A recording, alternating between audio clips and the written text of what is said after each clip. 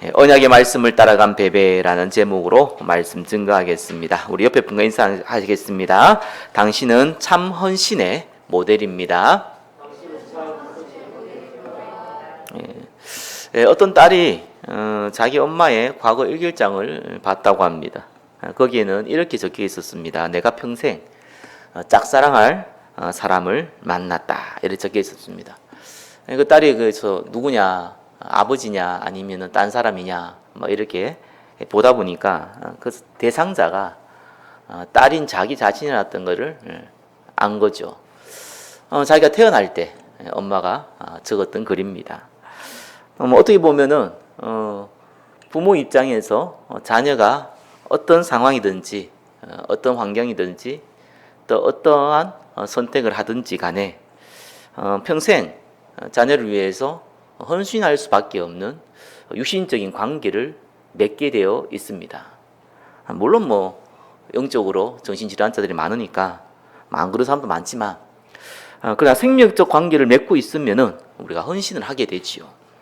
자, 로마서 16장에 바울이 소개한 참 헌신자들의 이름이 나옵니다. 육신적인 생명적 관계가 아니라 영적인 생명적 관계로 평생을 헌신자로 섬긴 중직자들의 이름입니다. 자, 그 중에 첫 번째 소개된 인물이 오늘 읽은 본문에 나오는 베베라는 인물입니다. 자, 이 베베는 일단 여자죠. 우리나라 사람들도 과거에 여자들을 굉장히 무시했습니다. 뭐 대부분 나라들이 그랬던 것 같아요. 특별히 한국보다 여자를 더 무시했던 나라가 있었다면은 뭐 대표적인 나라가 이스라엘입니다. 이스라엘은 여자를 숫자에도 포함시키지 않았던 나라입니다. 자, 그 소개에 바울이 첫 번째로 소개한 인물이 여자 중직자 베베입니다. 그만큼 바울에게는 특별한 사람이었다는 얘기죠. 그리고 이 베베는 갱그리아 교회의 중직자입니다. 갱그리아가 어디입니까? 이때 당시에 가장 타락한 지역이 고린도 지역인데 이 고린도 지역 옆에 있는 항구 도시가 갱그리아입니다. 자, 옛날이나 요즘이나 항구 도시는 교통의 요충지이면서 타락 문화를 만들어내는 중심지이기도 합니다. 자, 갱그리아는 이 교통 문화가 굉장히 발달돼 있었던 시기이기 때문에 바울이 2차 전도 여행 때도 갱그리아에서 배를 타고 갔고요. 3차 전도 여행 때도 갱그리아에서 배를 타려고 하다가 유대인들이 이 바울을 죽이려는 음모가 있다는 것을 듣고 육로를 통해서 돌아가는 장면도 나오죠. 그만큼 성경에 자주 나옵니다. 이 갱그리아에는 그 포세이돈 청동 동상이 있었고, 자, 아스그레 비오스, 이시스 신전 같은 당시에 신전을 세워서 또 대표적인 도시로 쓰임 받고 있었던 것이 갱그리아입니다. 자, 이 지역에서 베베와 같은 중직자가 나왔다는 것은 굉장한 의미가 있습니다. 자, 바울이 베베를 소개할 때 여러 사람과 나의 보호자라고 소개했습니다. 당시 시대는 핍박의 시대죠. 예수 믿는 것 자체만 해도 목숨이 위협당하던 시대입니다. 자, 오늘날의 공산국가나 모슬렘 국가보다 더 심각한 핍박의 시대입니다. 자, 거기에서 보호자라는 말을 사용했다는 것은 많은 것을 의미합니다. 자, 바울은 로마뿐 아니라 유대인에게도 공격을 당했다는 것은 저와 여러분들에게 너무 잘 알고 있습니다. 오히려 로마보다 유대인들이 더 위협적이었죠. 근데 그뿐만 아닙니다. 바울이 사실은 유대인이나 사실 로마에게 위협당하는 것은 큰 문제가 되지도 않고 어떤 면에서는 상처도 되지 않습니다. 도망 다니면 되니까요.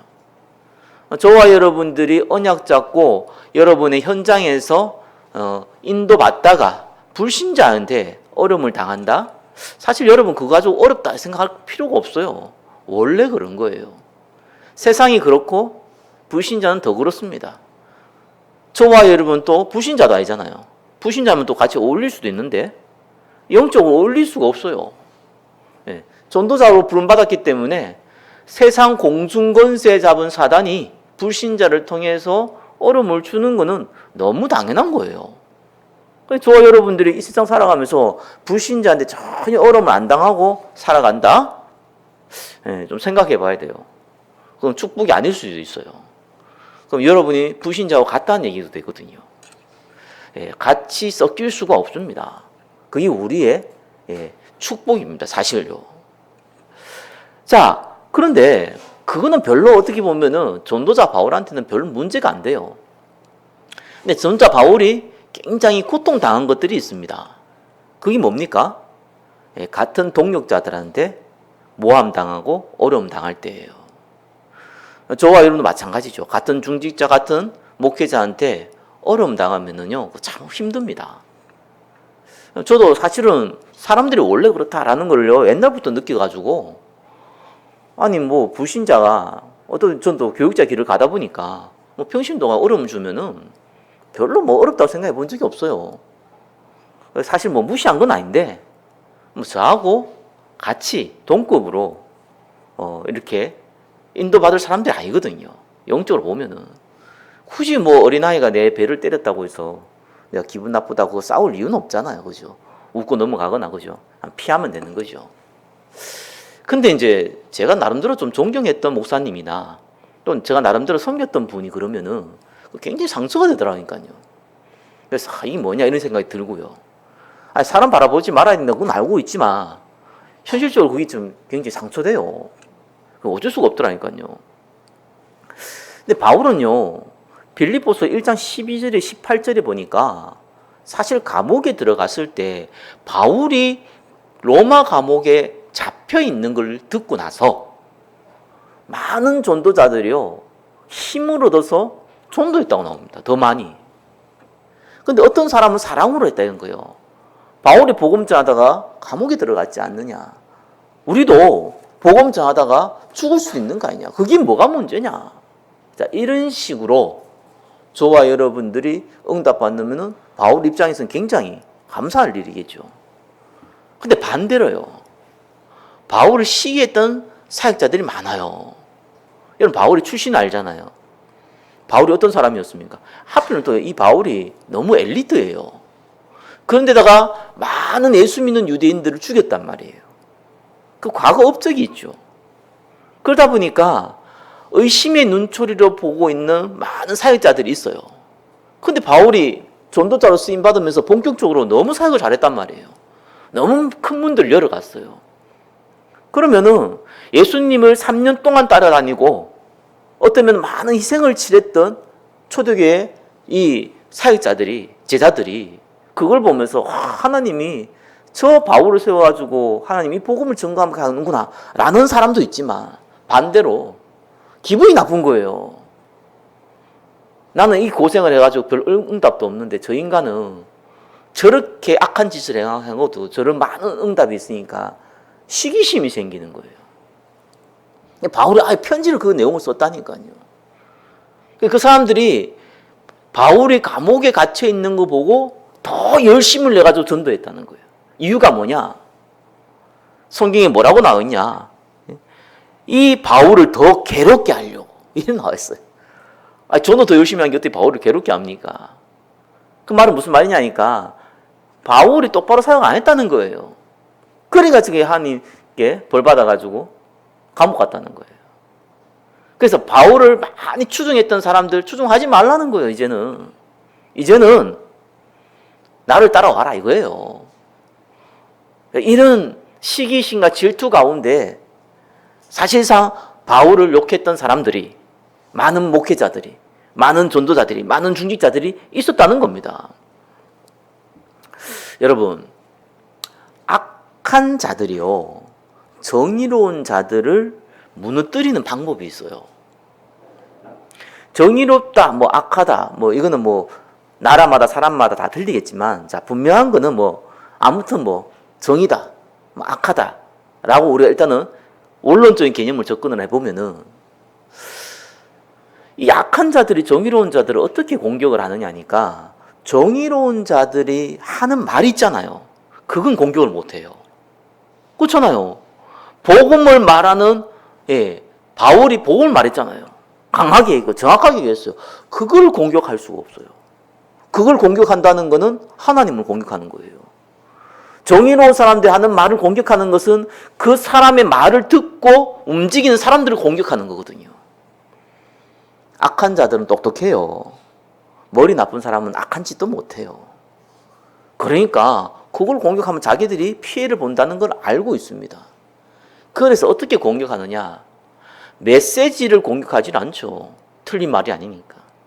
메신저를 공격하는 거예요. 그게 이제 악한 자들이 하는 방법입니다. 바울이 메신저잖아요. 그러니까 뭐합니까? 바울의 과거를 공격하는 거예요. 얼마나 많은 예수 믿는 유대인들을 죽였냐. 그죠? 그들의 너희 형제가 거기에 있었지 않느냐. 그 성경에 보면 바울이 큰 영적 문제가 있었다고 나오거든요. 그 질병에 대해서는 성경에 안 나와 있어요. 바울이 고백하기를 이 질병이 낫도록 집중을 3번이나 했다라고 나와 있습니다. 하나님께 은혜 받아서 네가 약할 때 강함이다. 약한 것이 너를 살리는 응답이다. 라는 걸 바울이 응답으로 받았죠. 다만 다른 사람 볼 때에 바울의 그 약점을 보고 저 봐라. 저렇게 큰 영적 문제 있는 사람이 뭔 전도자냐. 저 다 가식이야. 라고 공격했다는 거예요. 그것도 복음 전하고 핍박받는 전도자들이요.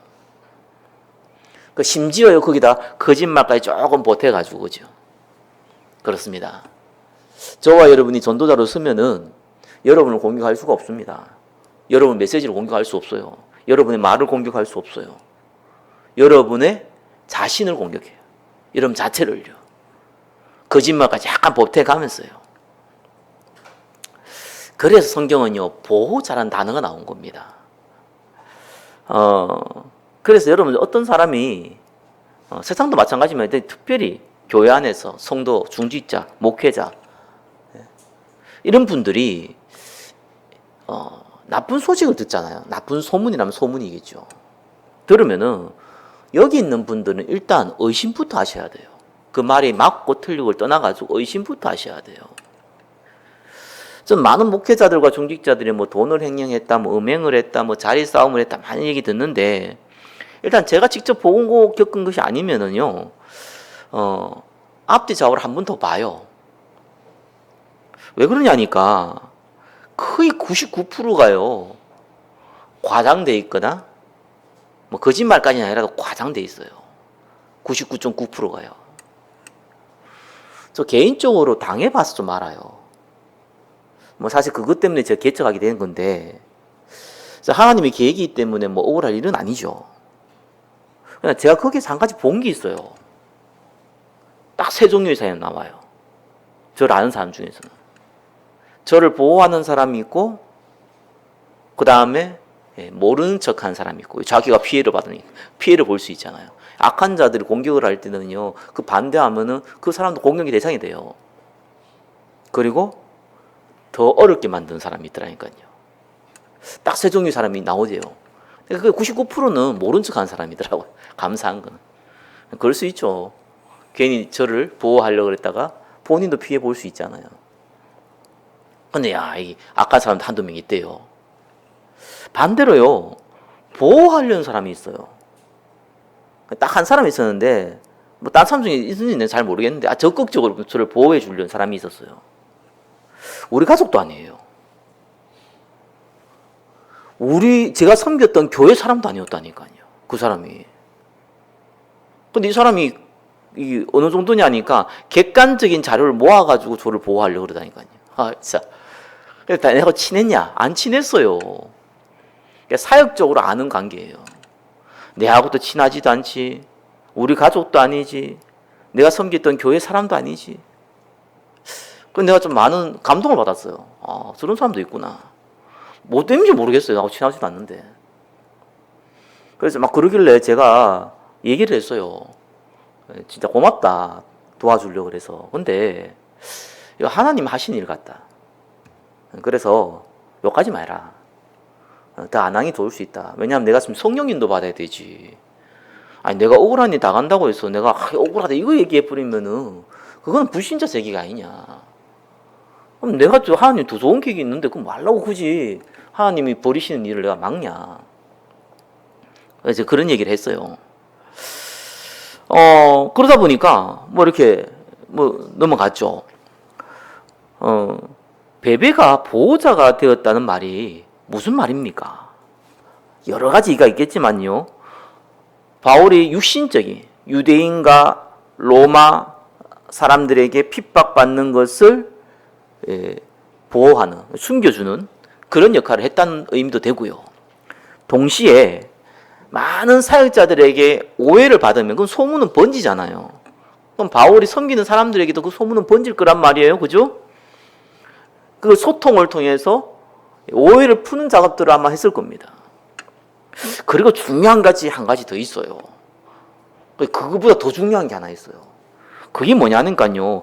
바울이 로마서를요, 로마에게 전달했잖아요. 로마서라는 것은 바울이 로마에서 쓴 게 아니고 고린도에서요, 로마서를 써가지고 그거를 로마에 전달을 한 겁니다.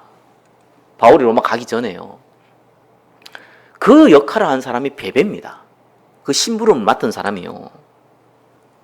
근데 여기 좀 잘 봐야 돼요. 로마서를 베베가 전달을 했는데 이게 보통 일이 아니에요. 어떻게 보면 사람들이 중요하고 싶은 일은요, 자기가 조금 돈과 경제가 많은 시간이 들어도 하잖아요. 여러분 스스로 생각하기를. 근데 별로 중요하지 않다고 생각하는 일은요, 근데 에너지와 시간을 쓰는 걸 잘 안 해요. 안 하는 게 정상이죠. 그죠? 근데 이때 당시에 바울이요, 로마서를 로마에 전달하는 일은요, 굉장히 위험하고 동시에 별로 중요하지 않게 보이는 일이에요. 아니, 고린도 지역을 지금 살리고 전도하기도 바쁜데, 에베소 교회 지역도 살기 바쁜데, 이거 완전 선교잖아요. 로마에들 편지를 전달하는 거는. 근데 이때 파피루스라고 그러죠. 이 가죽에다가 썼단 말이에요. 당시 시가로 따지면 한 1억 정도가 돼요, 이게. 로마서 한 16장까지 나오니까. 지금 시가로 따지면 한 1억 정도가 되는데, 뭐 미국에서 1억과 한국에서 1억이 좀 다르잖아요. 그 다음 저 후진국에 있는 1억이 또 완전 다르잖아요, 개념이요. 같은 1억이라도. 이스라엘은 사실은 여러분 알다시피 그 속국되어 있는 나라입니다. 로마가 지배하고 있는 그 시대에 가난한 나라 중에 한 나라예요. 그러면 1억이라는 정도의 비용은요, 굉장히 큰 비용입니다. 근데 이게 보통 크기가 아니에요. 이 몇십 킬로 된단 말이에요, 무게도.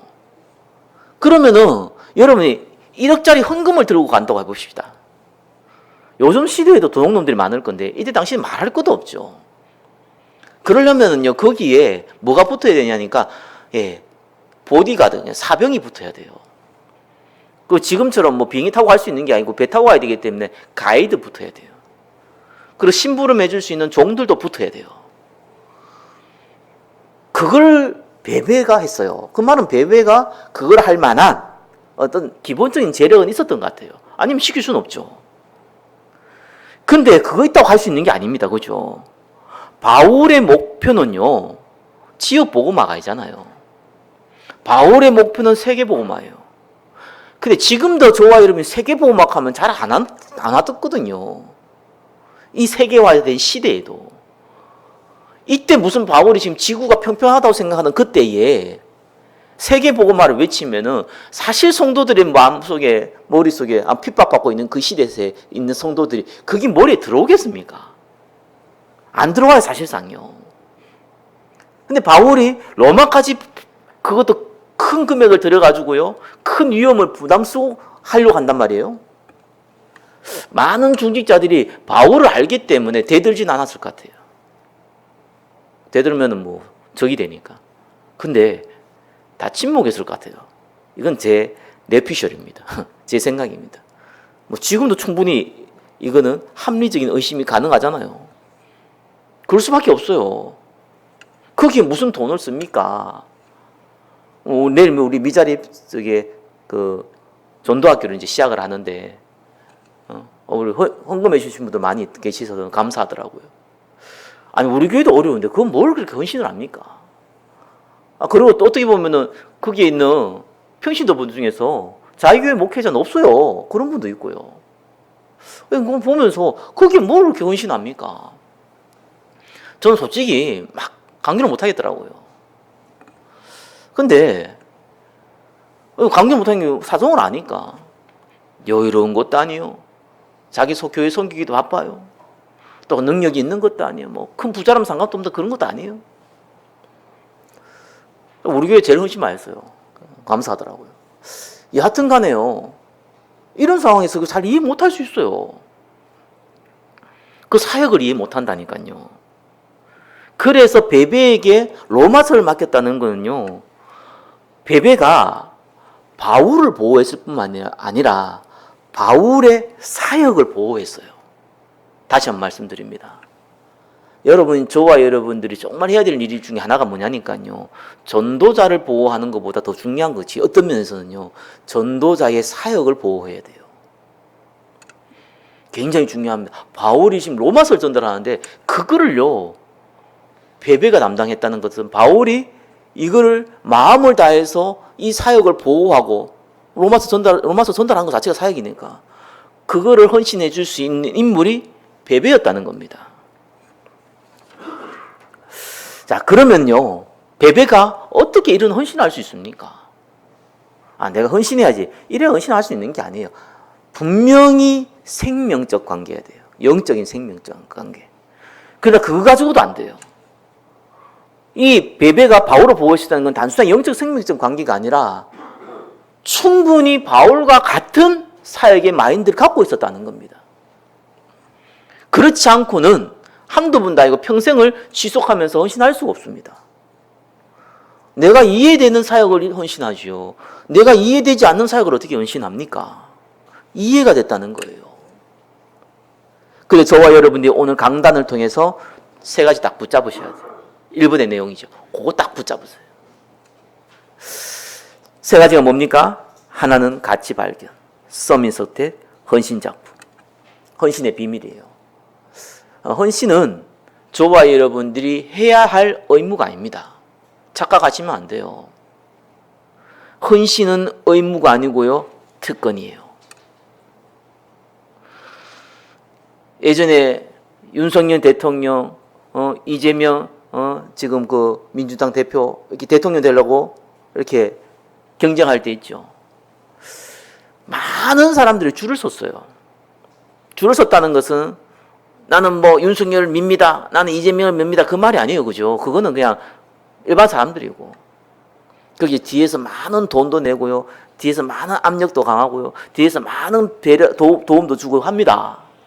그거 왜 할까요? 왜 그 헌신할까요? 정말 윤석열이 좋아가지고요? 정말 이재명이 좋아가지고요? 아니에요. 혜택이 따라오거든요. 그 사람이 대통령이 됐을 때 혜택이 따라오더라고. 그것 때문에 하는 거예요, 사실상. 뭐 재벌집 막내 아들 요즘 드라마에 끝나고 재밌어서 한번 봐요.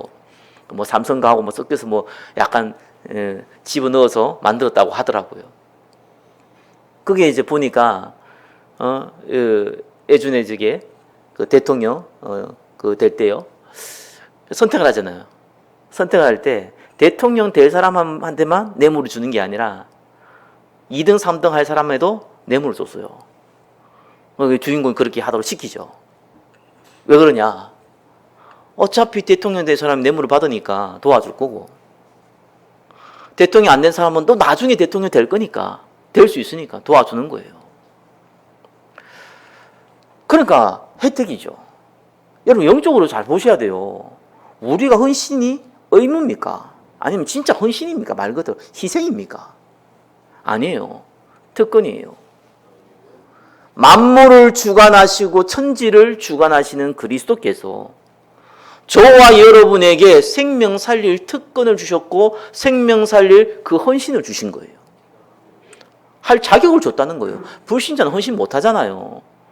이거 헌신하면 교회에 뭘 헌신합니까? 전도자한테 왜 헌신합니까? 이유도 모르고 가치도 없는 건데 그들이 볼 때에는 복음 가진 사람만 알 수 있는 내용이잖아요. 그 헌신의 특권이에요. 근데 이거를 그냥 할 수가 없단 말이에요. 사단이 가만히 있지 않고 여러분의 성품이 가만히 있지는 못해요. 비밀을 배우셔야 돼요. 특권을 누리려면 비밀을 누리셔야 돼요. 진짜. 첫 번째 뭡니까? 가치를 발견하셔야 돼요. 옆에 살아있는 기도 시작이라고 했습니다. 가치를 발견한 방법이거든요. 빌보 3장 8절에요. 모든 걸 내가 배설물 여긴다라고 했던 바울이요. 그리스도 예수를 아는 지식이 가장 고상하기 때문이다. 이렇게 표현했습니다. 지난주 세 가지 메시지 기억하시죠? 언약 각인, 언약 뿌리, 언약 체제. 그 방법이 뭐라고요? 모든 문제, 사건, 만남을 언약 성취의 시작으로 보라. 그게 첫 번째 방법이에요. 그럼 그때부터 나오는 기도는 살아있는 기도가 나와요. 반드시 여러분들이 응답 받고도 넘어지거든요. 왜? 체질이 안 되기 때문에. 그래서 예배 중심의 스케줄로 결단해라. 그게 지난주 메시지였습니다. 여러분, 가치가 언제 발견됩니까?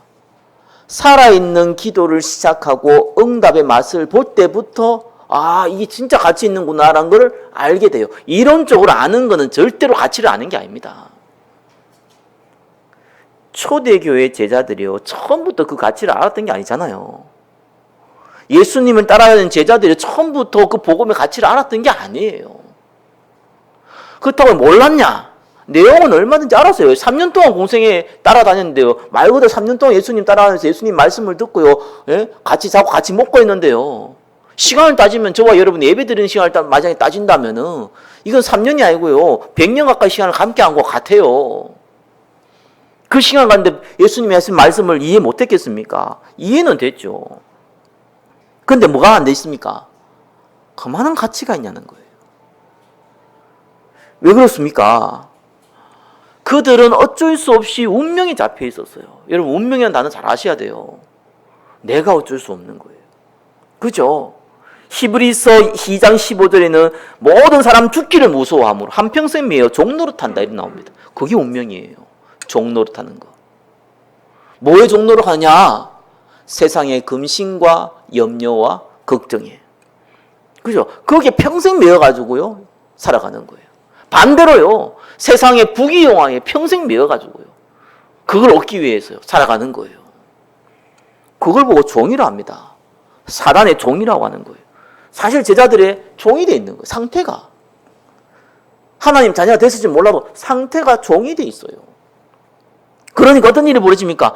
그리스도께서 말씀하신 가치를 발견할 수 없는 거예요. 돈이 안 되니까. 예수님 왕이 돼야지, 자기가 영의정 정이 돼야지 행정적으로 그런 권위를 가져야지만 많은 혜택들이 따라올 건데, 예수님 십자가에 죽으면 무슨 일이 벌어집니까? 혜택을 다 잃어버릴 건데. 그러니까 어떤 일이 벌어지겠습니까? 아무리 예수님 말씀을 들어도 안 들리는 거예요. 내용을 모르는 게 아니라 가치가 없는 거예요. 언제든지 돈 때문에, 언제든지 내 자존심 때문에, 언제든지 어떤 여건 때문에 변질될 수 있는 거예요. 그건 가치가 없다는 거죠. 내가 좀 가난하다, 내 자녀 버려버리고, 내가 좀 기분 나쁘다, 내 자녀 팔아버리고. 그게 부모예요? 그 사람은 그 자녀에 대한 가치가 없다는 거잖아요. 어떤 상황에서도요 자녀를 보호하려는 사람, 그게 자녀에 대한 가치가 있으면 그렇게 하는 거 아니겠어요? 당연한 거 아니겠습니까? 그러니까 운명이 잡혀 있으니까 가치의 응답을 못 보는 거예요. 큰 위기가 왔습니다. 그게 예수님의 십자가의 죽음이에요. 그렇게 믿고 따랐던 하나님이라는 존재가 죽어본 거예요. 제자들에는 이제 큰 위기가 온 겁니다. 안 그래도 바리새인들이 예수님 죽이려고 그랬는데, 심지어 예수님 죽였는데 자기들은 살아남겠어요? 큰 위기가 온 겁니다. 그게 십자가의 죽음이에요. 근데 큰 응답을 받았어요. 그게 예수님의 부활이에요. 큰 은혜를 받았죠.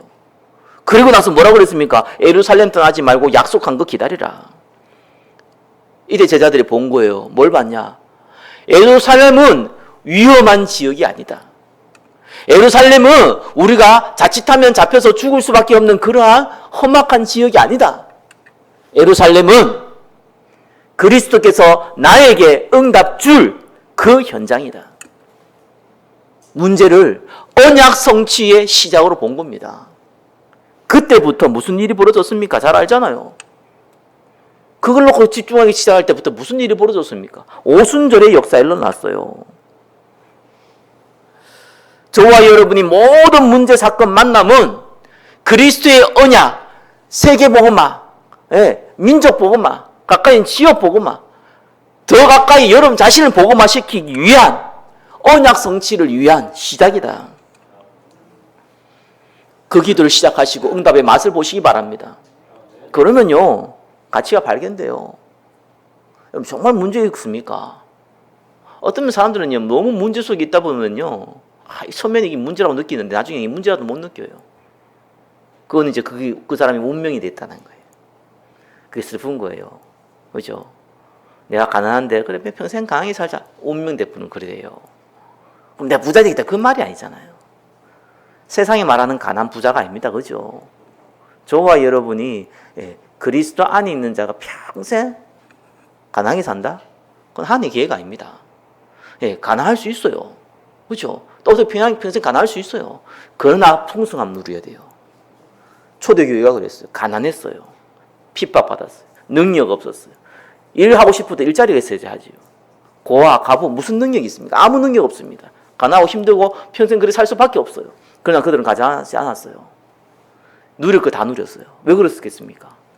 그게 숨겨진 비밀이에요. 전도사는 그 비밀을 누리셔야 됩니다. 당연한 거예요. 그죠? 운명에 매이지 마시기 바랍니다. 언약 딱 붙잡고 기도하고 시작하세요. 없다 아끼세요. 몸이 아프다 운동하세요.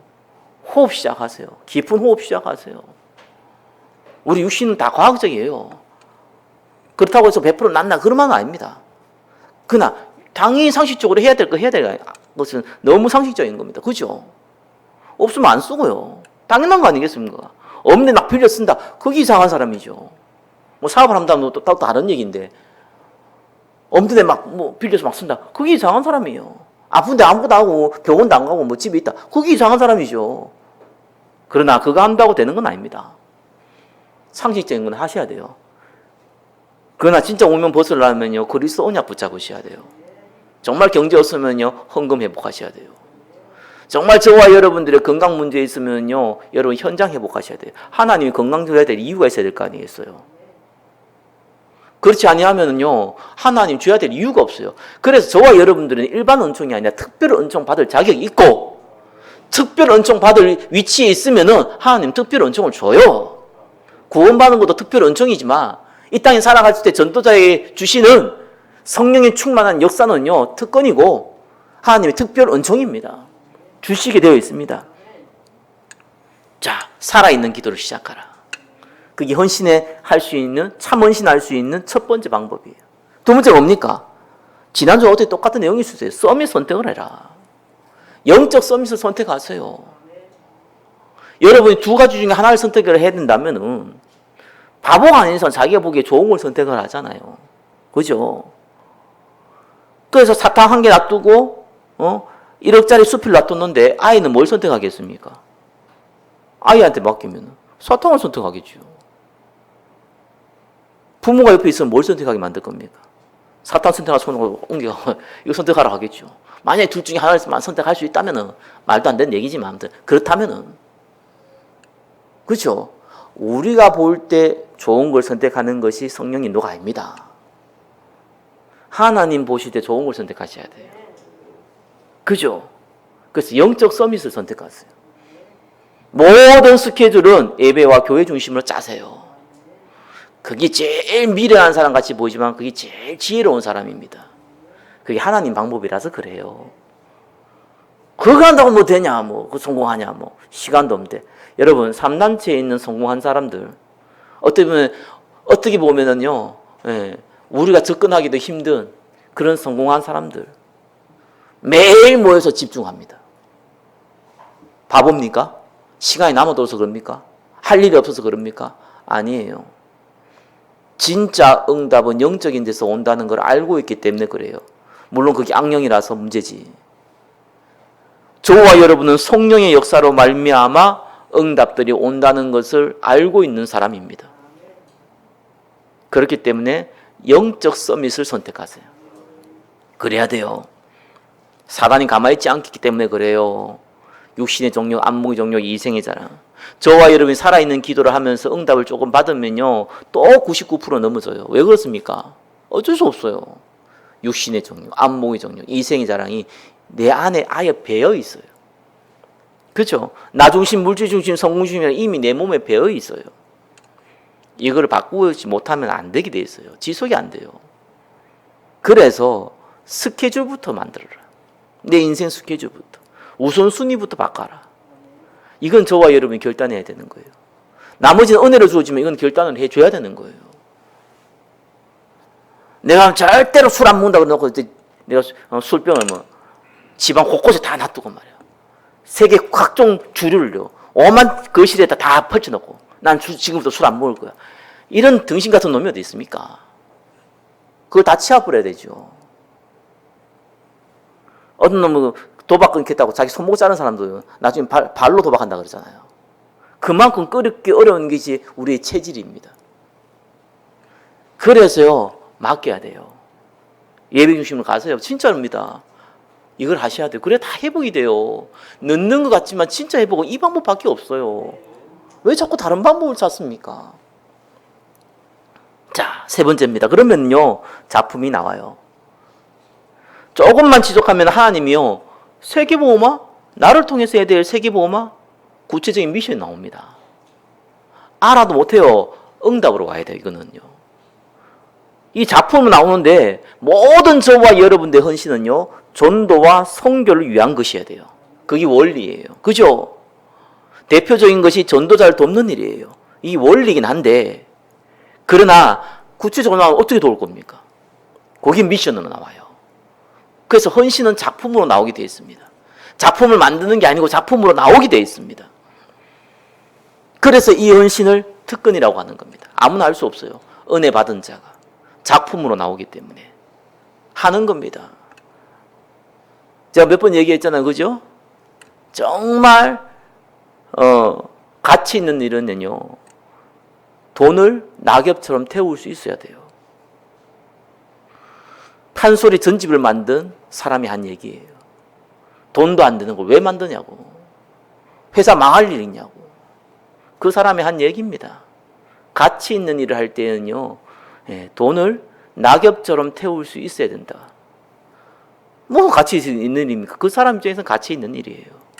저와 여러분이 가치 있는 일은 여러분 인생을 태울 수 있어야 돼요. 근데 그게 작품으로 나오는 거예요. 내가 한다고 하는 게 아니에요. 그게 마음에서 나오는 거거든요. 은혜로 주어지는 겁니다. 그래서 살아있는 기도를 시작하시고, 그래서 교회 중심 스케줄로 만들어라는 겁니다. 자, 두 번째 언약의 말씀 따라간 베베죠? 그렇죠. 보호자가 됐습니다. 앞에 다 얘기했잖아요. 로마서를 전달하는 일꾼으로 쓰임받았습니다. 결국은 로마 복음화의 주역으로 쓰임받았어요. 하나님 행하신 전도가 뭡니까? 하나님 누구를 찾으십니까? 복음의 가치를 아는 자를 찾으세요. 언제든지 헌식작 버리듯이 버릴 수 있는 사람을 하나님이 왜 불꽃 같은 눈동자를 바라보겠습니까? 그럴 이유가 뭐 있습니까? 구원받았으면 됐지 뭐. 이 땅에서 불신자처럼 살다가 죽어도 총 가잖아요. 그러면 됐지. 거기에 왜 하나님이 특별 은총을 줍니까? 거기에 왜 하나님이 천군천사를 보냅니까? 거기에 왜 하나님이 성령으로 역사합니까? 왜 성령 충만을 줍니까? 줄 이유도 없고 줄 필요도 없는 거예요. 그래서 하나님 누굴 찾습니까? 복음의 가치를 아는 자, 알고자 하는 자. 하나님은 그 사람을요, 교회의 중직자로 사역자로 세우세요. 왜? 거기에 충성할 수 있어야 돼요. 우리는요, 대단한 일을 하려고 하는 사람들이 많아요. 목사도 그렇고, 중직자도 그렇고, 대단한 일에 앞에 서고자 하고 싶은 분들이 많아요. 대단한 일 아닙니다. 그러니까 교회 중직자는요, 알잖아요. 초대교회 어떻게 세웁니까? 하도 싸워가지고. 그것도 구제받는 사람들이. 왜 나는 구제 안 해주고 저 사람은 구제해주냐? 말 그대로 가난한 사람들이 싸운 거예요. 어떠한 사람이 또 구제하라고 돈 헌금해 놓으니까 그거 좀 더 가져가겠다고 싸우고 있는 겁니다. 시끄러우니까 보험자한테 방해되잖아요. 그러니까 중직자를 세운 겁니다. 조금 싸우지 않도록. 좀 상식적으로 공평하게 분배를 해야지 구제를 하려면은. 좀 내가 안 하는 사람은 좀 더 주고 말이야. 저기 사람 저기 주고. 그러니까 이런 불만이 벌어지지. 그거 좀 조절하라고 세운 게 7 집사예요. 그 사람들이 중직자입니다. 가치 없어 보이죠? 아닙니다. 그거 세우고 나서 허다한 제사장의 무리도 돌아왔어요. 그거 세우고 나서 본격적으로 말씀 운동이 일어났어요. 아무것도 아닌 것 같죠. 하나님은 가치 없어 보이는 일인 같은데 그것 때문에 교회가 시끄러워지는 걸 막고 교회가 분쟁이 일어나는 걸 막았고 교회가 다투는 걸 막은 거예요. 그 역할을 중직자들이 했어요. 교회가 중직자들이 교회를 분쟁하고 하게 만들고 목회자 교회를 분열을 시키게 만들고 이러면 또 곤란하잖아요. 초대교회는 반대로 했다니까. 가치 없는 일처럼 보이는데 거기 연신했어요. 왜? 그리스도께서 부른 가치 있는 일이니까요. 그러면서 결과적으로 어디로 갔냐? 많은 전도자들의 보호자요, 동력자요, 식주인으로 쓰임받게 됩니다. 그게 하나님이 행하시는 전도입니다. 말씀 뵙겠습니다. 저와 여러분들은 헌신을 해야 되는 것이 아니라 헌신할 특권을 갖고 있습니다. 그렇다면 그 비밀을 누리셔야 돼요. 3가지. 살아있는 기도를 시작해서 응답 받으셔라.